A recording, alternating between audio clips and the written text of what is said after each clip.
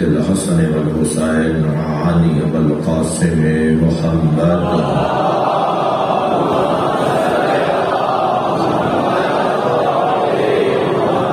وآله الطيبين الطاهرين المعصومين الذين قال الله إنما يريد الله ليذهب عنكم الرجس أهل البيت ويطهركم تطهيرا.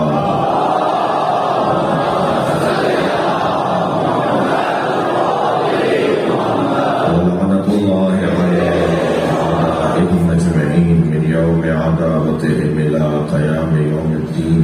أما بعد، قال الحكيم في القرآن الكريم: بسم الله الرحمن الرحيم.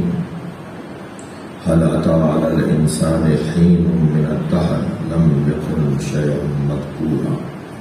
إنا خلقنا الإنسان من نطفة أمشاج نبتليه فجعلناه سميعا بصيرا. إنا هديناه السبيل إما شاكرا وإما كفورا. صلوات.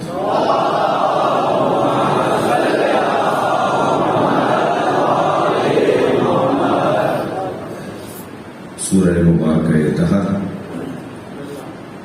قرآن مجید کا ایک معروف مشہور سورہ. اس کا آغاز ان 3 آیتوں سے ہوا ہے: هل أتى على الإنسان حين من الدهر لم يكن شيئا مذكورا. کیا انسان پر کوئی ایسا وقت آیا کہ وہ قابل ذکر نہیں تھا؟ انسان پر ایسا وقت بھی آیا کہ وہ قابل ذکر نہیں تھا. ایسا وقت بھی تھا کہ جب وقت تھا اور انسان نہیں تھا. ایسا کوئی وقت نہیں تھا کہ جب انسان قابل ذکر نہیں تھا. صلوات پڑھے ذرا محمد.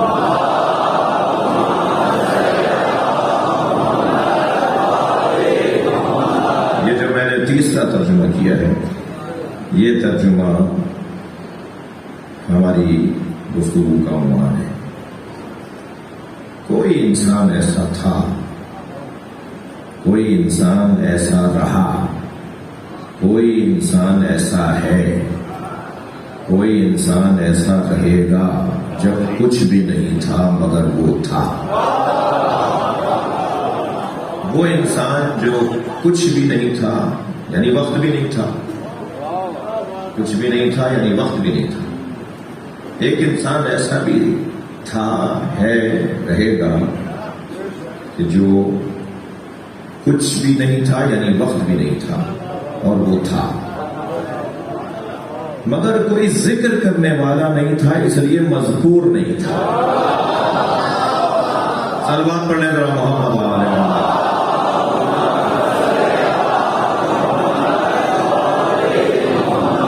ذاکر اور ہے، مذکور اور ہے. ذاکر ابھی میرے بھائی مہدی حسین پڑھ رہے تھے، ان سے پہلے مرثیہ ہوا، حدیث کے ساتھ وہی تلاوت قرآن نہیں ہوئی تو ہونا چاہیے. ہماری مجلسوں میں قرآن کی تلاوت سے مجلس کو شروع ہونا چاہیے. گزارش کروں گا بانیان مجلس سے کہ پہلے قرآن کی تلاوت ہو، پھر حدیث قصہ ہو، پھر سستانی اور پھر سلام اور پھر خطابت، پھر نوحہ خوانی، پھر سلام زیارت، اور پھر ماتمداری اور پھر سلام اور زیارت. ذاکر ذکر کرنے والا، مذکور جس کا ذکر کیا. قرآن یہ کہہ رہا ہے کہ انسان کوئی ایسا وقت تھا انسان پر کہ جو قابل ذکر نہیں تھا. تو ہاں، قابل ذکر اگر نہیں تھا، اول تو کوئی انسان پہ ایسا وقت نہیں آیا، لیکن اگر وہ ترجمہ مانے تو انسان تھا مگر مذکور نہیں تھا، اس لیے کہ کوئی ذاکر نہیں تھا. ذاکر جب سے آئے ہیں وہ قابل ذکر ہوا ہے، یعنی وہ تھا مگر اس کی بات کرنے والا کوئی نہیں تھا. یا لفظ اور میں بدل کے کہوں کہ وہ مذکور نہیں تھا، خود ذاکر تھا، اللہ کا ذکر کرنے والا تھا. یعنی وہی تھا جو اللہ کا ذکر کرتا تھا. وہ ذاکر تو تھا، مذکور نہیں تھا. اور جب وہ مذکور ہوا تو جب اللہ نے اور چیزوں کو بنانا شروع کیا. اور یاد رہے کہ جتنا یہ انسان مذکور ہوگا، بھائی بڑی محنت کا جملہ عرض کر رہا ہوں، اس مفہوم میں ڈوب کر باہر آیا ہوں تو بات کر رہا ہوں جی. یہ غوطہ یہ جو سمندر ہے معرفت کی جو بحثیں ہیں، اس میں پہلے اترنا پڑتا ہے، پھر نکلنے والا ہی بتا سکتا ہے کہ کیا ہوا ہے.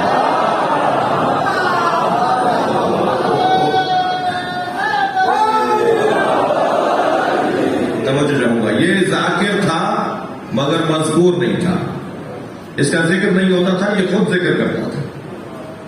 اور یاد رہے کہ یہ خود ذکر کرنے والا پہلے ہے، یعنی اللہ مذکور ہے. اب یہاں پر جب یہ بات ہم کریں گے، اللہ مذکور ہے، اللہ قابل ذکر ہے، اللہ جس کا ذکر کیا جا رہا ہے مذکور ہے، اور یہ ذاکر ہے.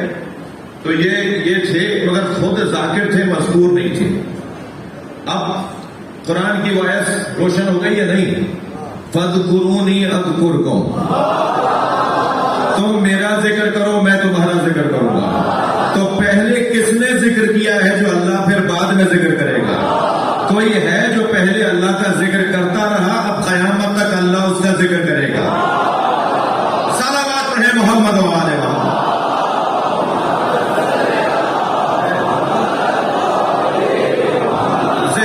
تھوڑا سا آگے آئے، یہ آگے والے میرے دوست جگہ بنا سکتے ہیں کیونکہ باہر ابھی سے جگہ کم ہو گئی.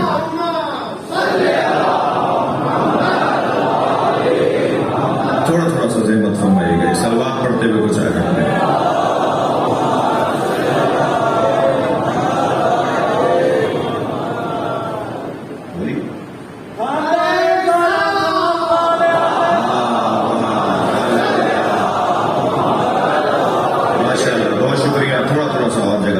بڑی عنایت ہوئی ہے.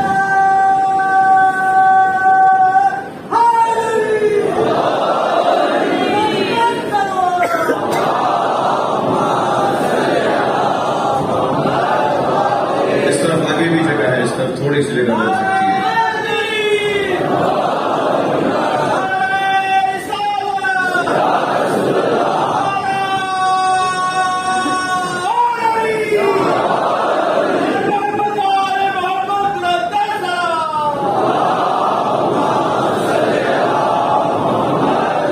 اس سے بہتر اور بلند صلوات.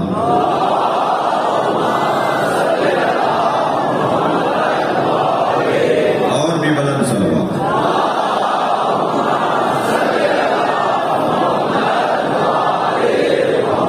اندر اور باہر والے سب مل کر صلوات پڑھیں.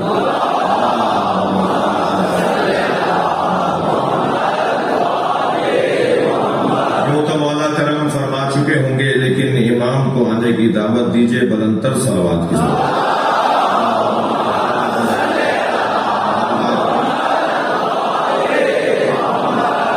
توجہ کر لیا آپ نے؟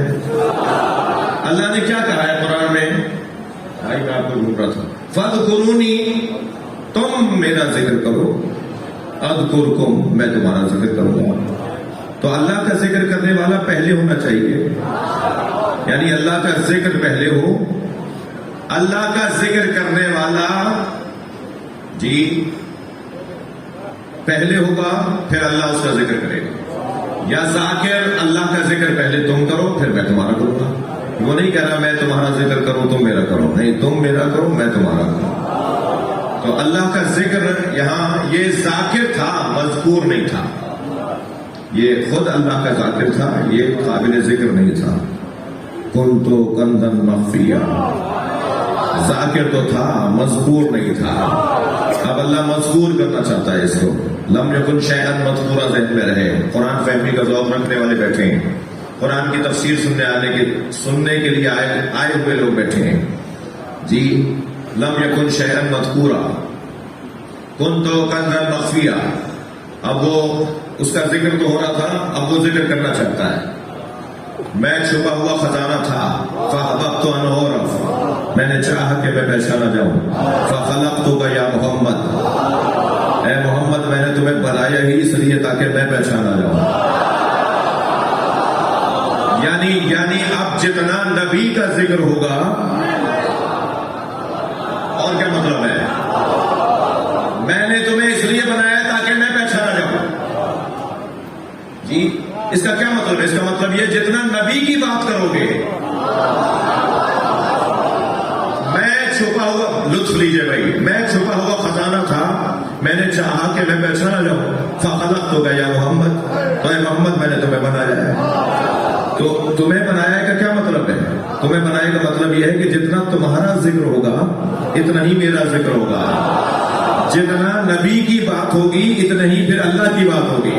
خبردار خبردار، نبی کو چھوڑ کر اللہ کی بات کرنے والا مسلمان نہیں شیطان ہوتا.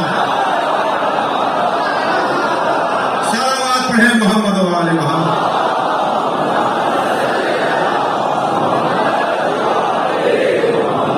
شیطان نے کیا کیا تھا؟ زمین پر کوئی بالش کی جگہ نہیں چھوڑی تھی جہاں اس نے سجدہ نہ کیا. اتنا اس نے اللہ کا ذکر کر دیا تھا، اتنا اللہ کی عبادت کر دی تھی، مگر کہنے لگا انا خیر منہ، میں نہیں مانتا اس کو اللہ کو تو مانتا تھا. بے عزت کا لأغوینہم، تیری عزت کی قسم کھا کے کہتا ہوں میں آدم کی اولاد کو بہکاؤں گا. اتنا موحد تھا کہ اللہ کی عزت جانتا تھا. قسم بھی کھا رہا ہے تو اللہ کی عزت کی قسم کھا رہا ہے. اتنا پکا موحد تھا کہ لگا میں تیری عزت کی قسم کھاتا ہوں کہ آدم کی اولاد کو اور آدم کی نسل کو بہکاؤں گا. اللہ کا منکر نہیں تھا، اللہ کے بنائے ہوئے کا منکر تھا. اللہ کا منکر نہیں تھا، اللہ کے بنائے ہوئے کا منکر تھا، جو اللہ کو مانے اور اللہ کی نہ مانے. وہ کچھ بھی ہوگا مسلمان نہیں.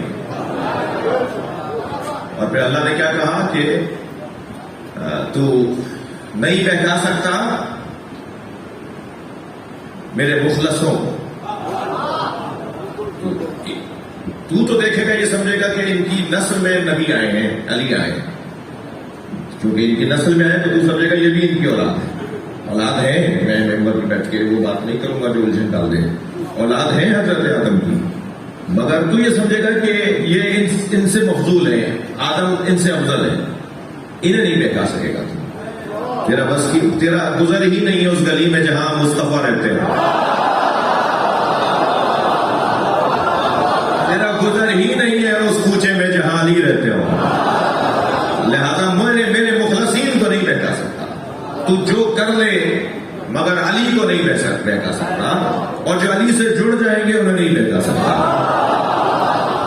یاد رہے بحث ہماری یہ ہے کہ انسان قابل ذکر نہیں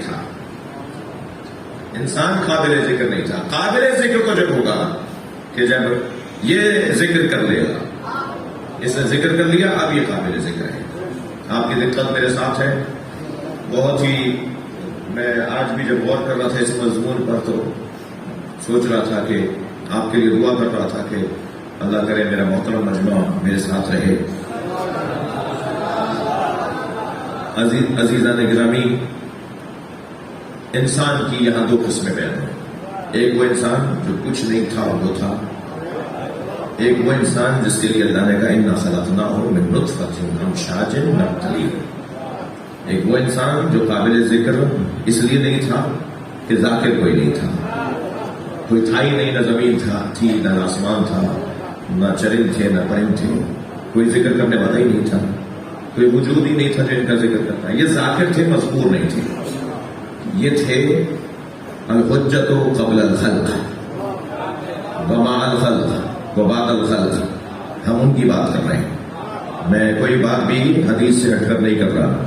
یہ میں اپنی عقیدتوں پر زور نہیں لگا رہا، بلکہ تعلیمات اہل بیت کے مطابق بولنے کی کوشش کر رہا ہوں. الحجۃ قبل الخلق حدیث سنا رہا ہوں آپ کو. حجت خدا وہ ہوتا ہے جو مخلوق سے پہلے ہو، مخلوق کے ساتھ ہو، سب ختم ہو جائیں گے اور وہ ہوگا، جسے وجہ اللہ کہا جاتا ہے.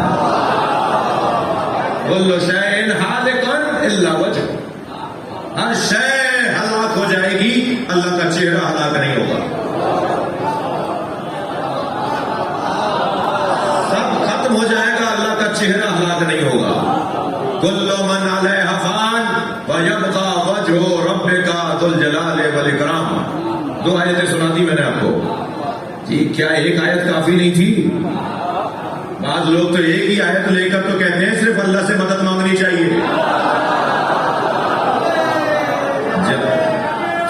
تو فضائل میں بھی ایک آیت کافی ہونی چاہیے، مگر نہیں، میں نے آپ کو 2 آیتیں سنائی ہیں. ایک تو قرآن کہہ رہا ہے کہ سورہ رحمان کے اندر کہ ہر شے فنا ہو جائے گی، اللہ کا چہرہ فنا نہیں ہوگا. کل من علیہا فان ویبقى وجہ ربک ذو الجلال والاکرام. وجہ موسیٰ بھائی آپ سے سننا چاہ رہا ہوں، وجہ واو جیم ہے وجہ. وجہ کی اگر عدد نکالیں گے نا تو 14 بنتے ہیں. بھیا صلوات بلند تر ہدیہ کریں.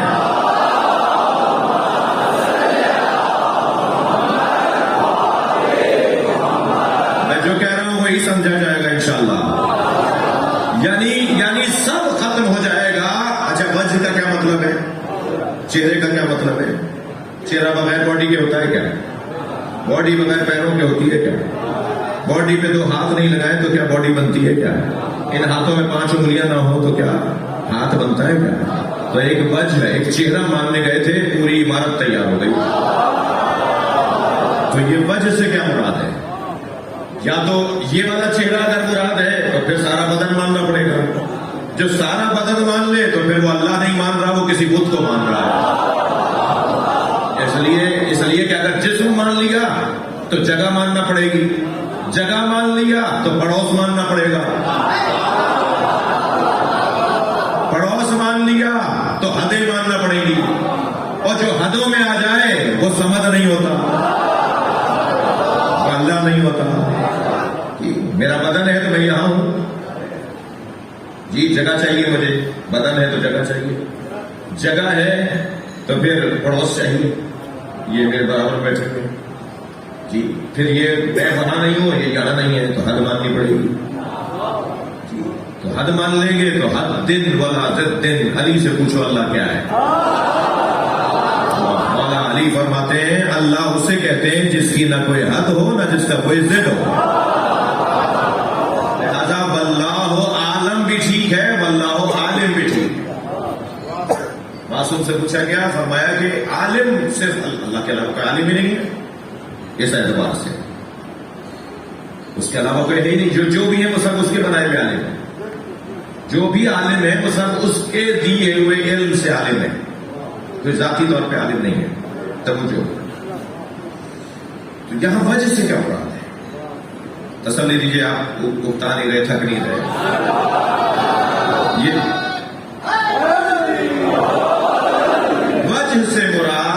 وجہ سے مراد ذریعہ شناخت، سبب معرفت، وجہ معرفت. جو اللہ کہہ رہا نا کہ اے ابلیس تجھے اسے سجدہ کرنے سے تجھے کس نے روکا تھا؟ خلقت بیدی، جسے میں نے اپنے دونوں ہاتھوں سے بنایا ہے. تو 2 ہاتھوں کا کیا مطلب؟ الٹا ہے، سیدھا اور الٹا. میرے تو ایسا ہی ہے، آپ کے تو ایسا ہی ہے. ایک سیدھا ہاتھ ہے، الٹا ہاتھ ہے. اللہ کیا کہہ رہا ہے؟ میں نے دونوں ہاتھوں سے بنایا. تو اللہ کے 2 ہاتھ کیوں ہیں؟ 2 ہاتھ استعارہ ہے مکمل طاقت. بھائی دونوں ہاتھوں سے اٹھاؤ، یعنی جب کوئی کام نہ ہو رہا ہو تو کسی بچے سے آپ کہتے ہیں بیٹا ایک ہاتھ سے بالٹی نہیں اٹھ رہی، دونوں ہاتھوں سے اٹھاؤ، یعنی پوری طاقت سے اٹھاؤ. اللہ اعلان کر رہا ہے کہ میں نے آدم کو مکمل قدرت سے بنایا ہے، ساری صلاحیتیں میں نے آدم کے اندر ڈالی ہیں. یہ 2 ہاتھوں کا فلسفہ ہے، ورنہ اللہ کے 2 ہاتھ. تو میرا تو الٹا ہے، سیدھا ہے. اچھا 2 ہاتھ ہیں تو مولا علی سے پوچھا گیا علی، اللہ کے بارے میں تو بھائی علی ہی بتائیں گے، خبردار کسی اور سے اللہ نہ سمجھنا. اگر علی اور نبی کے علاوہ اللہ سمجھنے کی کوشش کی تو ہاتھ پیروں والا اللہ ملے گا.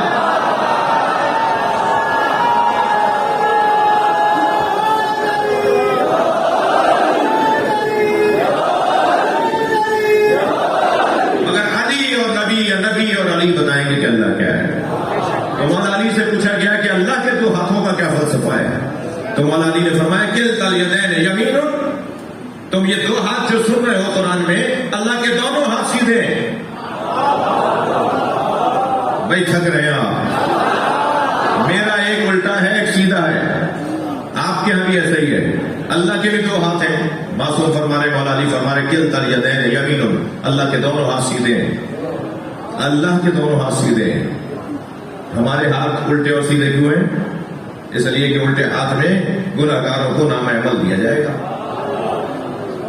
ہم میں سے کوئی ہو سکتا ہے جو گناہگار ہو؟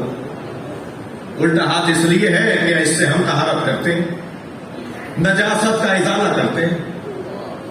ازالہ نجاست کے لیے الٹا ہاتھ ہے. یا گناہگار نام عمل پکڑیں گے سیدھا ہاتھ تو ان کا توڑ دیا جائے گا. یہ سیدھا ہاتھ یہاں سے توڑ دیا جائے گا ان کا, تو الٹے ہاتھ سے وہ پکڑیں گے. تو جس کے ہاں گناہ کا گزرنا ہو اور وہ معصوم ہو, اور جس کے ہاں نجاست کا تصور نہ ہو اس لیے کہ آئے تطہیر کا مالک ہو, تو اس کے دو ہاتھوں کے بارے میں کیا کہیں گے؟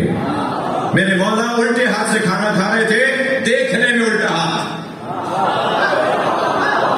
تو حشام نے امام صادق سے پوچھنا چاہا کہ میں نے امام کاظم کو دیکھا ہے کہ الٹے ہاتھ سے کھانا کھا رہے ہیں. تو ابو بصیر نے کہا پریشانی کی کوئی بات نہیں ہے, امام کے دونوں ہاتھ سیدھے ہوتے ہیں. صلوات پڑھیں محمد و آل محمد.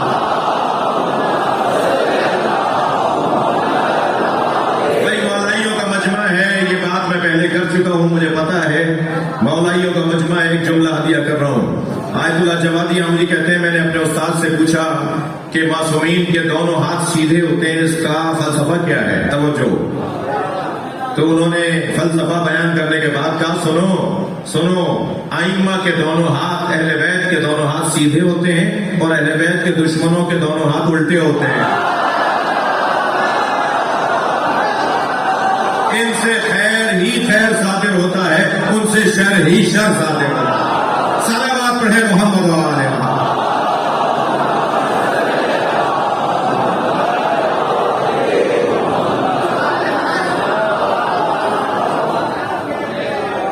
وہ انسان جو قبل الخلق ہے وہ اس لیے مذکور نہیں تھا کہ کوئی ذکر کرنے والا نہیں تھا, وہ ذاکر تھا.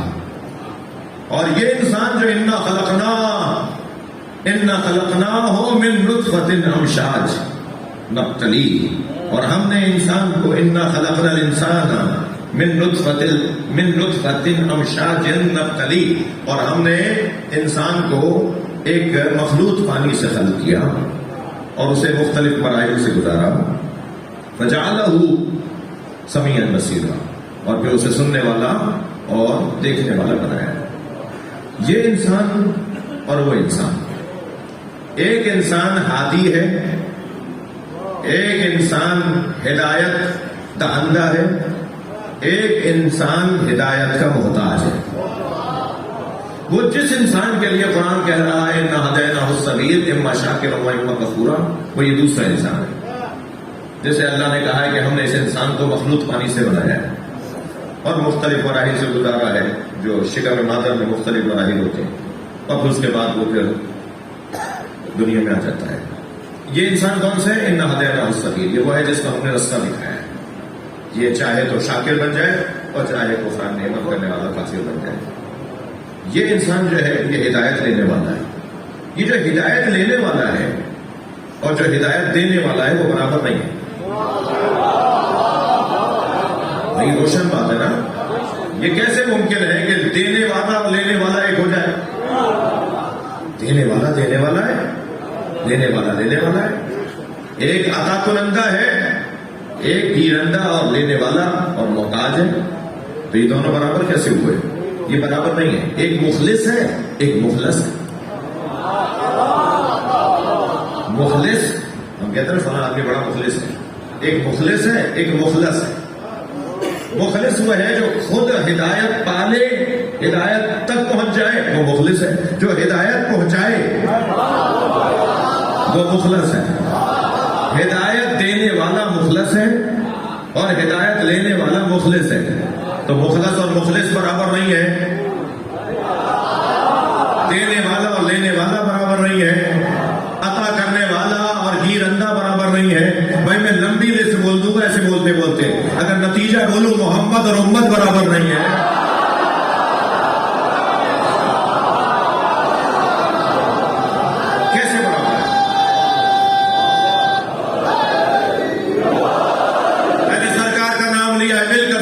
کیا کریں گے؟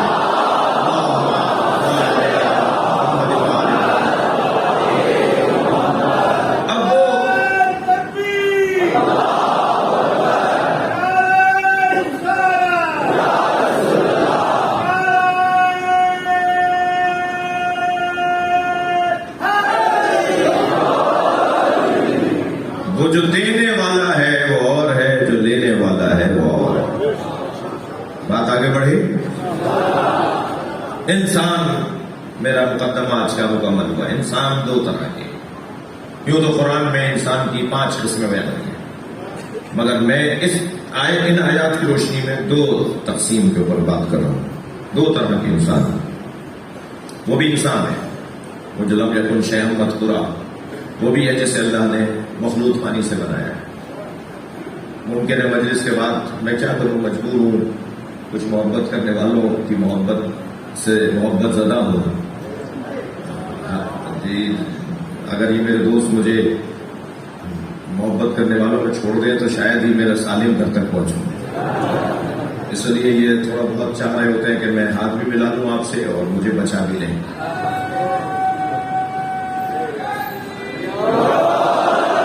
ایک دفعہ گردن کھینچ دی ایک چاہنے والے نے، اور ایک دفعہ بازو کھینچ دیا ایک چاہنے والے نے۔ 1 مہینے تک ہاتھ لٹکائے رکھا، اس لیے کہ وہ پیار کرنا چاہ رہا تھا ہاتھ کو، اور ہاتھ چھوڑ نہیں رہا تھا، اور اس نے جو کھینچا تو کون ہی نکل گئی۔ تو اب ایک دفعہ یوں چھوڑا، ایک دفعہ ایک سامنے سر پکڑ لیا کہ میں تو چھومے بغیر چھوڑوں گا نہیں، تو 1 ہفتے تک گردن میں درد رہا، چھوڑ ہی نہیں رہے تھے ہمارا سر۔ تو اب ایسے حالات میں یہ میں نے جان کے وضاحت کی ہے، کیونکہ مجھے پتا ہے کہ کہیں بھی میسج چل جائے گا کہ انہیں دیکھو ہاتھ بھی نہیں ملاتے۔ میں تو آپ کا نوکر ہوں، واللہ میں آپ کا نوکر ہوں، میں امام حسین کے چاہنے والا ہوں، آپ سب کے لیے۔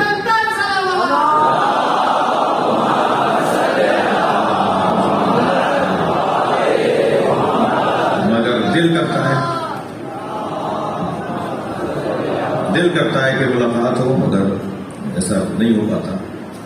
تو کہنا یہ چاہ رہا ہوں کہ یہ جو 2 طرح کے انسان ہے نا، یہ ایک انسان وہ کہ جسے اللہ نے سب سے پہلے بنایا ہے، اس انسان کو ہم انسان ہی نہیں، انسان کامل بھی نہیں کہیں گے، وہ انسان اکمل ہے۔ جی اس سے بڑا کوئی انسان نہیں ہے۔ انسان تو ہم کہیں گے انہیں، انسان کہیں گے اس لیے کہ قرآن نے انسان کہا ہے، مگر انسان کیسا انسان؟ جو انسان اکمل، انسان کامل اور انسان اکمل۔ ان بچوں کے لیے جملہ کہہ دوں، انسان کامل اور انسان اکمل کا فرق وہی ہے جو مالک اشتر اور علی کا فرق ہے۔ انسان کامل اور انسان اکمل کا وہی فرق ہے جو سلمان اور نبی کا فرق ہے۔ انسان کامل اور انسان اکمل کا وہی فرق ہے جو شہدائے کربلا اور حسین ابن علی کا فرق ہے۔ ایک انسان اکمل ہے، ایک انسان کامل ہے۔ ایک انسان کامل بنانے والا ہے، ایک وہ ہے جسے اللہ نے کامل بنا کر بھیجا ہے۔ ایک مخلص ہے، مخلص اس میں مفعول جسے کسی اور نے خالص کیا۔ ایک مخلص ہے جو خود خالص ہوا۔ وہ جو خود خالص ہوا ہے نا، وہ کہیں نہ کہیں غلطی کر سکتا ہے۔ توجہ چاہوں گا اس منزل پر۔ مثلا آپ مجھے سننے آئے ہیں، ہو سکتا ہے میں ایسی بات کر دوں جو نہیں تھی صحیح اور بچہ لے کے چلا جائے، تو اسے خالص کرنے والا اگر میں ہوں تو میں بھی تو خالص ہوا ہوں نا، کسی نے کیا ہے۔ اگر ہوں میں بھی تو مخلص ہوں، یہ بھی مخلص ہے، بہت ہوگا تو میں بھی مخلص، آپ بھی مخلص۔ مگر ہمیں کسی نے اچھا بنایا ہے، جس نے اچھا بنایا ہے، ہم تو 1400 سال بعد آئے، حدیثوں اور کتابوں کے ذریعے اور علماء اور خطبہ اور ذاکرین اور فقہا کے ذریعے سے ہم نے دین سمجھا ہے۔ تو ہم مخلص تو ہو سکتے ہیں، مگر خطا کار ہو سکتے ہیں، غلطی پر ہو سکتے ہیں۔ ممکن ہے کہیں ہم غلط سمجھے بیٹھے ہوں، ایک مدت کے بعد احساس ہو کہ یہ بات ہم نے غلط سمجھی تھی۔ تو مخلص وہ ہے جس نے خود کو خالص کیا ہو، جی، اور مخلص وہ ہے جسے اللہ نے خالص کیا ہو۔ یعنی ہم شاگرد ہیں اہل بیت کے، اور اہل بیت شاگرد ہیں اللہ کے۔ کلام اللہ معصوم فرماتے ہیں یا اللہ کے شاگرد ہیں جنہوں نے اللہ سے پڑھا ہے. کچھ اسکول اور مکتب جا کے پڑھتے ہیں, کچھ اسکولوں جا کر کچھ حصولی علم کے طالب علم ہوتے ہیں, کچھ حضوری علم کے طالب علم ہوتے ہیں. کچھ جاتے ہیں تو انہیں علم ملتا ہے, کچھ کو علم میں اتارا جاتا ہے. راسخون فی العلم, جنہیں اللہ نے علم میں اتارا ہو. کچھ کا علم سے پیار نہیں ہوتا, بہت محنت کریں تو پیار ہو جاتا ہے. کالج یونیورسٹی مدرسے کے عادی اور شوقین ہو جاتے ہیں, مگر بھائی 6 کلاسیں وہیں 8 کلاسیں وہیں تھک گئے, اب ذرا چھٹی ہو جائے 2-4 دن کی تو اچھا ہے. یہ جو کبھی علم میں ہے اور کبھی علم میں نہیں ہے وہ اور ہے, اور وہ اور ہیں جو علم کے بغیر ہوں تو ان کی زندگی نہیں ہے. السمک فی الماء, مچھلی پانی میں, مچھلی پانی میں ہے تو ہے ورنہ مردہ ہے, پانی سے نکالے تو مردہ ہے. یہ جو قرآن نے کہا ہے نا والراسخون فی العلم وما یعلم تأویلہ الا اللہ والراسخون فی العلم, قرآن کی تعویل کو کوئی نہیں جانتا سوائے اللہ کے اور وہ جنہیں علم میں اتارا ہے. اہل بیت علم میں رہتے ہیں, یعنی ان کا ایک لمحہ بھی بغیر علم کے نہیں ہے, بغیر علم کے ان کا ایک لمحہ بھی نہیں. وہ اور ہے, وہ اور ہے کہ جو کبھی کبھی ہفتے میں ایک مجلس کر دی, 4 بات کام کی مل گئی, کالج چلے گئے, یونیورسٹی چلے گئے, 4 باتیں استاد سے سمجھ میں آ گئی. کبھی کبھی پڑھنے والے اور جو مسلسل علم میں ہو, علم کے اندر ہو, وہ اور ہیں. تو مخلص اور مخلص کا فرق, انسان قبل الحجہ قبل الخلق اور خلق اور ہے. یہ جو خلق سے پہلے اور ہے, جو خلق ہے وہ اور ہے. ٹھیک ہے, بات روشن ہے. تو یہ 2 طرح کے انسان ہو گئے. اب یہ جو پہلا والا انسان ہے اس کی بات کریں تو اہل بیت کی بات ہوگی, اور اگر دوسرے انسان کی بات کریں تو ہماری بات ہوگی. تو مجلس میں ان کی بات کر کے ہم اپنی بات کرنا چاہتے ہیں. مجلس کا فلسفہ یہ ہے کہ دسترخوان ان کے نام کا لگا ہوا ہو مگر استفادہ کرنے والے ہم ہوں, یعنی مخلصوں کے دروازے پر آ جائیں تاکہ ہم مخلص ہو جائیں. جی, تو اب مجلس میں دونوں کی باتیں ہو رہی ہیں. ان کے ذکر کے تصدق سے ہم اپنے آپ کو کچھ ان کے قرب میں لانا چاہتے ہیں. جی, ہم ان کے قریب آنا چاہتے ہیں, ہم ان سے پیار کا اظہار کرنا چاہتے ہیں, وہ ہماری طرف توجہ کر لیں. یہی مطلب اور مقصد ہے, یہی مطلب ہے.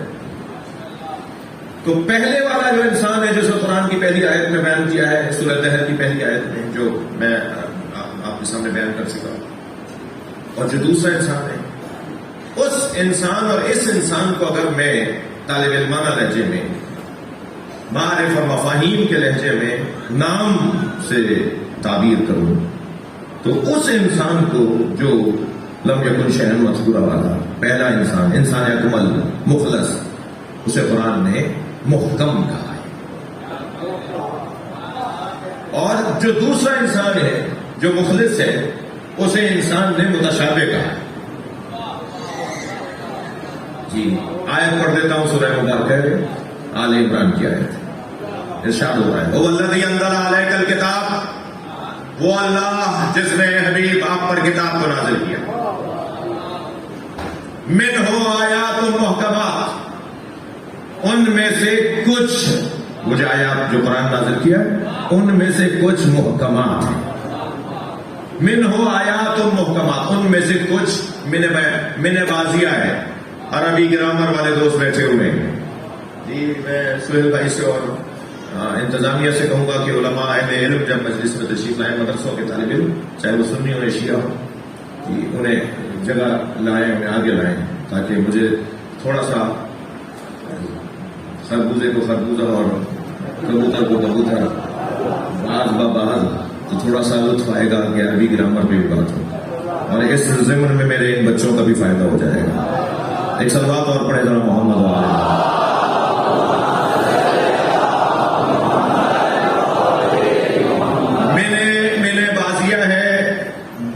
میں سے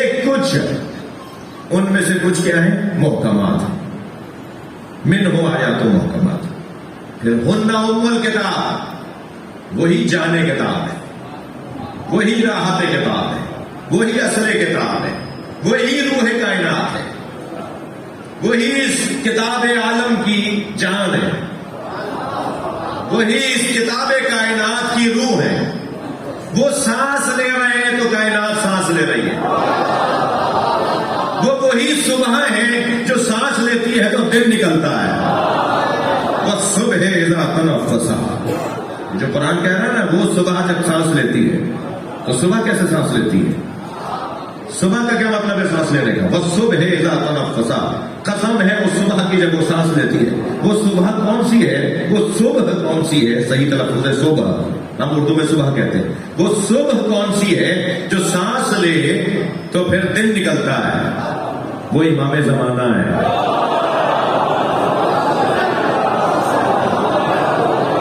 کوئی ہے جو سانس لے رہا ہے تو کائنات سانس لے رہی ہے.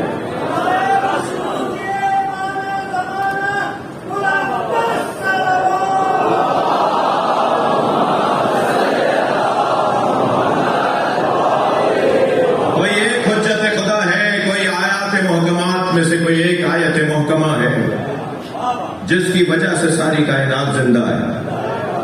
میں ایک جملہ کہتا ہوں، اپنی عقیدت بھرا جملہ کہتا ہوں، آپ کو ہدیہ کر رہا ہوں. میں اپنے لیے کہہ دیتا ہوں، میں زندہ ہوں اس پر مجھے شک ہونا چاہیے، مگر حسین زندہ ہے اس پہ یقین ہونا چاہیے.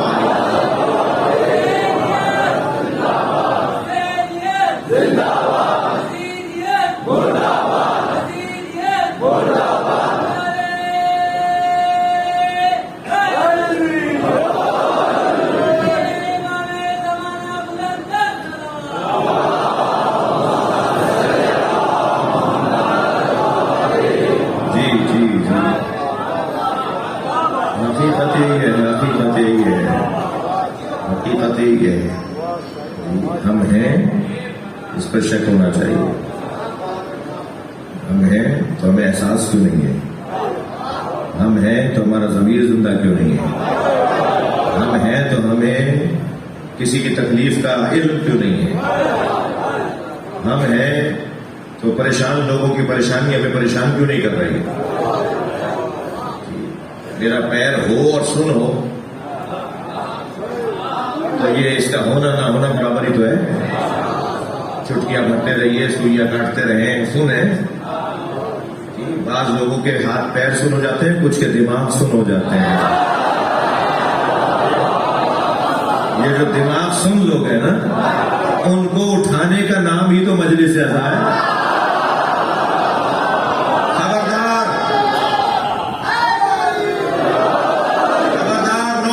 حضرت عبداللہ شاہ غازی کا مزار ہر اس کا ہے جو ان کو چاہتا ہے.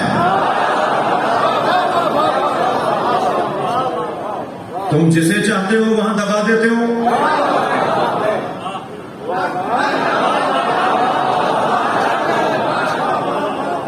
تم جسے چاہتے ہو وہاں دبا دیتے ہو. ڈرو اس دن سے کہ جب شہنشاہ حسین نقوی اعلان کرے کہ میں مر جاؤں تو مجھے عبداللہ شاہ غازی کے مزار میں دفنایا جائے.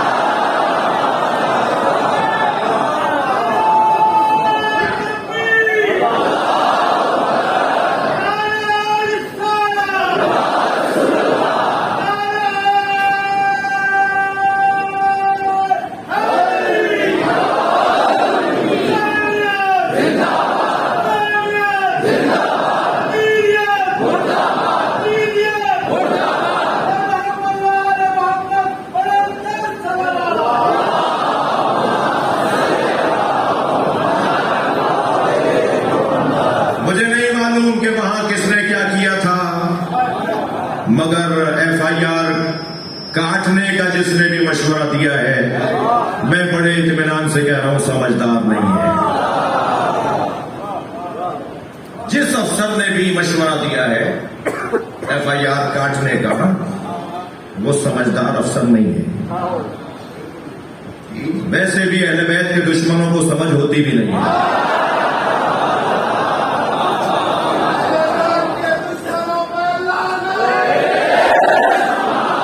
جس نے بھی FIR کاٹنے کا حکم دیا اس نے خود بے وقوفی کی ہے، ہماری خدمت کی ہے۔ اب تم نے مزار بند کر دیا نا، یہ کہہ کر کے جی فساد ہوا ہے، مسئلہ ہوا ہے۔ اب مزار کھلے گا تو اہل تشیع سے مذاکرات کرنے کے بعد ہی کھلے گا۔ لبیک یا حسین،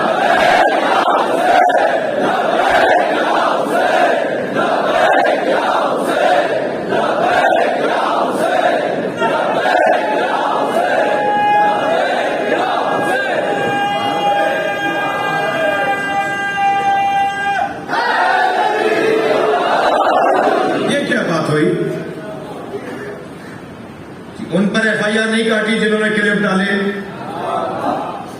کہ مزار پر کی تحفظ کریں گے ہم اور مزار کو بچائیں گے۔ تم نے خود مارا اور تم بچاؤ گے؟ تمہارا تعلق کن لوگوں سے؟ کنہیں اپنا بڑا مانتے ہو؟ کنہیں اپنا بڑا مانتے ہو؟ جنہوں نے عبداللہ شہبازی کو مارا وہ تو تمہارے بڑے نہیں ہے، تو لعنت بھیج کے دکھاؤ۔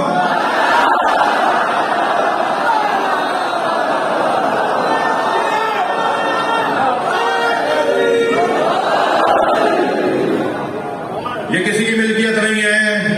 اہل بیت کا روشن دروازہ پاکستان میں حضرت عبداللہ اشتر رضوان اللہ تعالی علیہ المعروف حضرت عبداللہ شہبازی رحمت اللہ علیہ السلام۔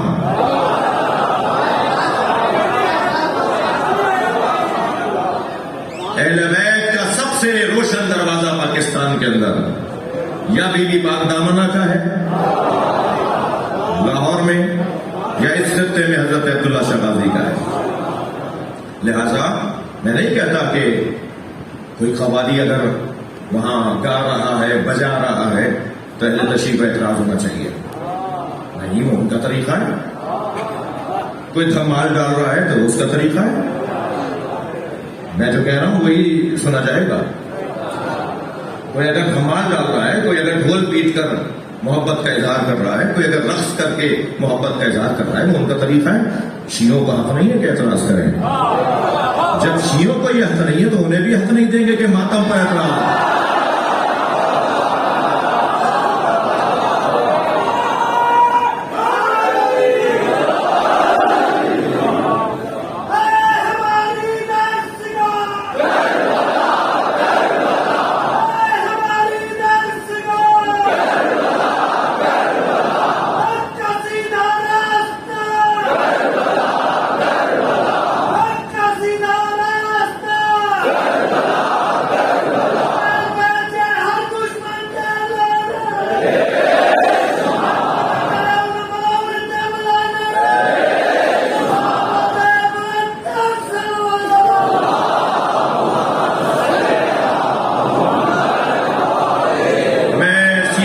سے مطالبہ کرتا ہوں کہ فی الفور میٹنگ کال کریں، برادران عزیزان اہل سنت کو بلائیں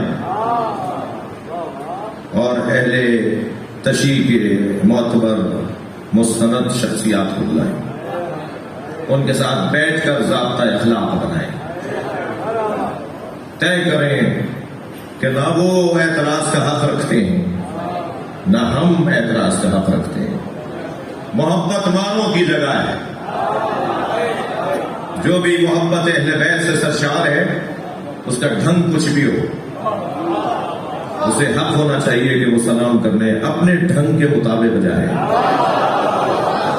نہیں ہو سکتا سندھ کی سرزمین پر نعرہ حیدری کو کوئی روک سکے؟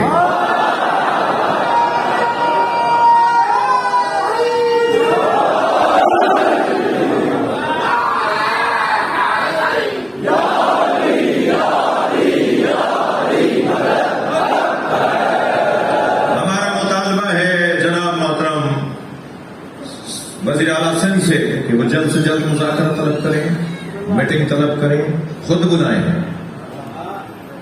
جی۔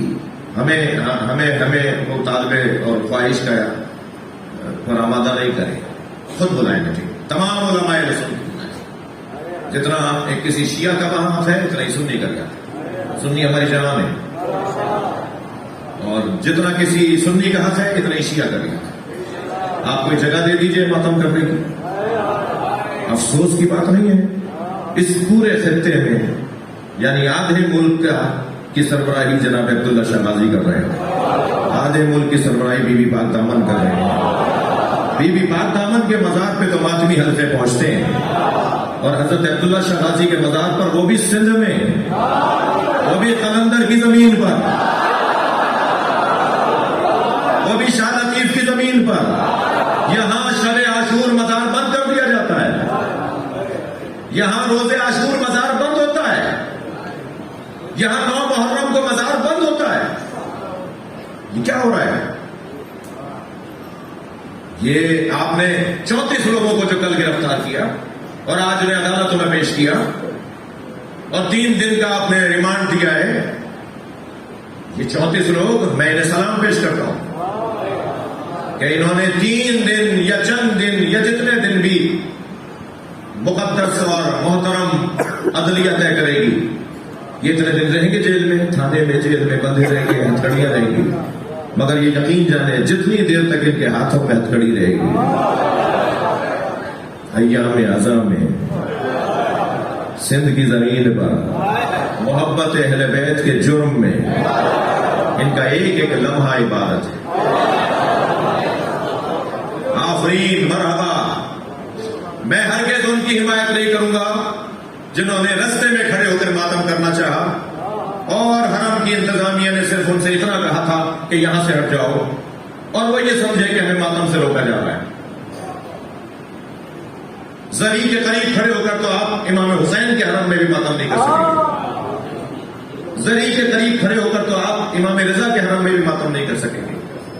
آپ کو دور جانا پڑے گا تاکہ اور زائرین کو مشکل نہ ہو، اور حضرت عبداللہ شاہ غازی کی قبر اطہر کے قریب اتنی جگہ نہیں ہے کہ کوئی حلقہ لگ کر وہ ماتم ہو، یا کوئی نوحہ پڑھے، یا کوئی منقبت پڑھے، یا کوئی وہاں سلام پیش کرے، اسے دور کھڑے ہو کر سلام کرنا ہوتا ہے۔ وہاں تو جا کر قبر کو بوسہ دے کر آ جائے، سلام کر دیا جائے۔ جن لوگوں نے قانون ہاتھ میں لیا میں ان کی حمایت نہیں کروں گا، آپ سے بھی کہوں گا پورا کلپ نشر کرنا، میری آدھی بات نشر نہیں کرنا۔ ہم ان کی حمایت ہرگز نہیں کریں گے جنہوں نے قانون ہاتھ میں لیا، مگر یہ بات بھی درست نہیں ہے کہ وہاں پرسے کی اجازت نہ ہو۔ یہ تو سن 48 میں جب پہلی مرتبہ کراچی میں عزاداری کا جلوس نکلا، تو کیونکہ حضرت کا مزار سمندر میں تھا، اس لیے حسینیہ ایرانیات پہ جا کے جلوس ختم ہوا۔ سن 60 کے بعد وہاں سے پانی اترنا شروع ہوا، اور پھر مزار اب شہر میں آ گیا، یا خشکی پر آ گیا، پانی پیچھے ہو گیا۔ ورنہ اگر اس وقت میں یہی کیفیت ہوتی جو آج ہے، تو یہ سارے جلوس پرسہ دینے کے لیے، پورا جلوس پرسہ دینے کے لیے مولا حسین کی بیٹی کے پاس جاتا ہے۔ حضرت قاسم کا پرسہ حضرت حسن مصنع کا پرسہ، حضرت زینب کا پرسہ ان کے بیٹے حضرت عبداللہ اشتر عبداللہ شاہ غازی کو ہی دیا جائے گا۔ یہ صاحب اعزاں ہیں اس علاقے میں۔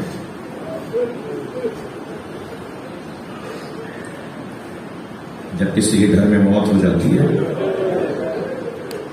تو گلے اسی سے لگ کے رویا جاتا ہے جس کے گھر میں جنازہ ہوتا ہے. اس علاقے میں کس کی قبر سے لپٹ کے پرسا دیں گے؟ تو حضرت عبداللہ شاہ غازی کو ہے کیوں روک رہے ہیں؟ نہیں ہوگی ان کی مراد پوری.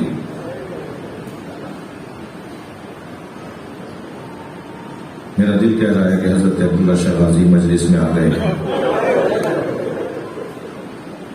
چلیے انہیں پرسا دیں. ان کے پردادا کے بھائی تھا حضرت حسن مصنع کے بھائی. اس جوان کا جس کے چہرے پہ امام حسین نے نقاب اس لیے لگائی تھی کہ کم سنی کی وجہ سے چہرے پہ بچپنا آیا تھا. دشمن بچہ سمجھ کے نہ مارتے. حضرت قاسم کے چہرے پر امام حسین نے نقاب لگا دیا. کیا چہرہ تو نظر آئے گا نہیں, زور بازو نظر آئے گا اور تلوار کی کاٹ بتائے گی کہ علی کا پوتا ہے. بازو کا زور بتائے گا کہ عباس نے سکھایا ہے. جب گھوڑے پر بیٹھایا گیا تو پیر رکابوں تک نہیں پہنچ رہے تھے. حضرت کا قد دراز نہیں تھا تو رکابیں کاٹی گئی. جس میں پیر پھنسائے جاتے ہیں, پیر لگائے جاتے ہیں, اس کی رسیوں کو کاٹ کر چھوٹا کیا گیا تاکہ حضرت قاسم کے پیر اس میں آ جائیں. اور پھر جب روانہ کیا ہے تو پیچھے پیچھے چچا دوڑتے ہوئے گئے. جتنا پیار علی اکبر سے ہے اتنا ہی پیار اپنے یتیم بھتیجے سے بھی ہے. جانے نہیں دے رہے تھے حسین, بار بار کہتے تھے تم اپنی بیوہ ماں کا سہارا ہو. اجروں کو بدلا, اجروں کو بدلا.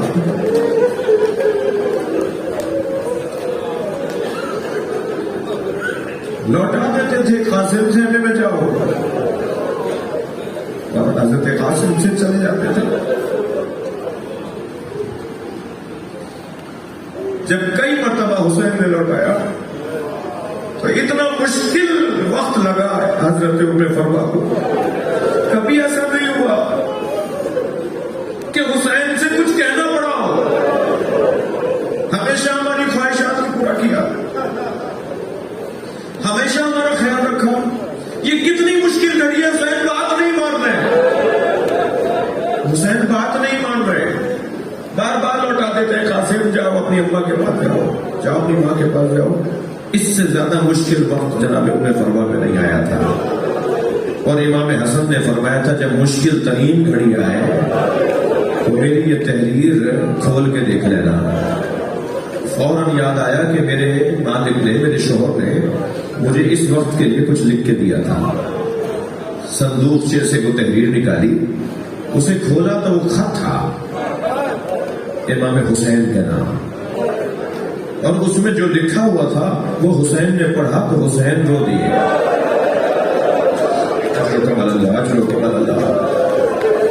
خوشی خوشی جناب ام فروا اپنے بچے کا ہاتھ پکڑ کر آ گئے. امام حسین کو خط دیا. امام نے کھول کر دیکھا تو بھائی کی تحریر تھی. کون بھائی, کون بھائی؟ غریب بھائی. امام حسن جیسی تو غربت کسی قوم کی نہیں ہے.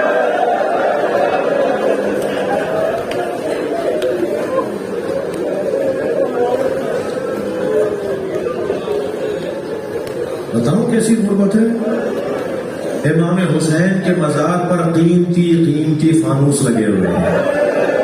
امام حسین کے مزار پر قیمتی قالین بچھے ہوئے ہیں. امام حسین کے مزار پہ سونا اور چاندی کے دروازے لگے ہوئے ہیں. اور امام حسن کی قبر پہ چراغ بھی نہیں ہے.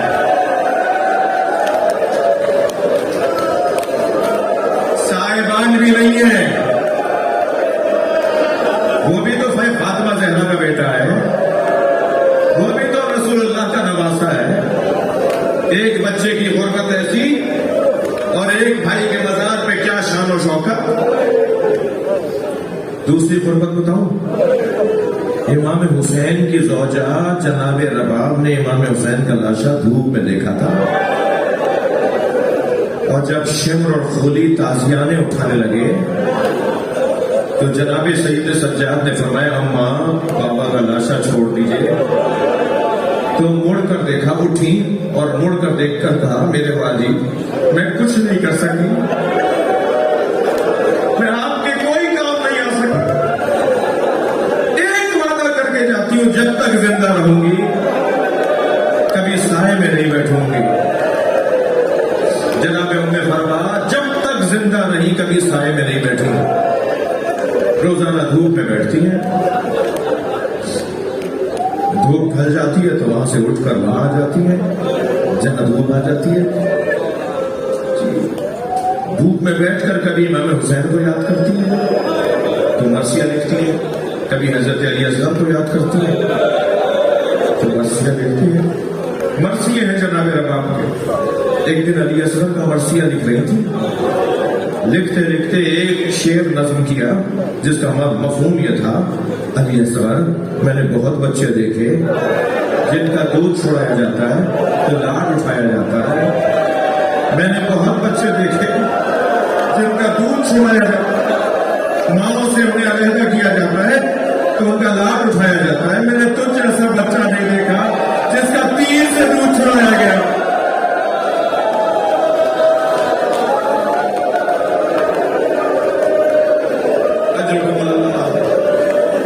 ایک بھائی کی وجہ ایسی